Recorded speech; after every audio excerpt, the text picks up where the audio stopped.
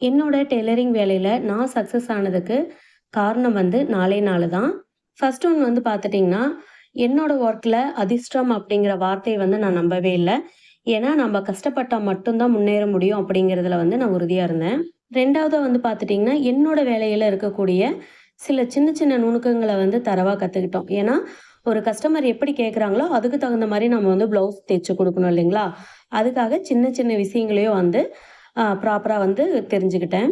3வதா வந்து பார்த்துட்டீங்கன்னா, என்னோட வேலைய வந்து நெறைய பேர் "ஏன் படிச்சுட்டு இந்த வேலை செய்ற? வேற வேலையே இல்லையா?" அப்படிங்கிற மாரி என்னைய வந்து டிமோட்டிவ் வந்து பண்ணாங்க. ஆனா, எத பத்தியும் நான் வந்து கவலைப்படாம, நான் இதத்தான் செய்ய போறேன் அப்படின்னு சொல்லிட்டு கான்ஃபிடென்ட்டா என்னோட வேலையில வந்து நான் உறுதியா இருந்தேன். 4வதா வந்து பார்த்துட்டீங்கன்னா, என்னோட வேலையில எப்பவும் நான் வந்து கவனமா இருப்பேன். வேற எத பத்தியும் நான் வந்து திங்க் பண்ணவே மாட்டேன். ஏன்னா, என்னோட ஒர்க் வந்து அப்படி.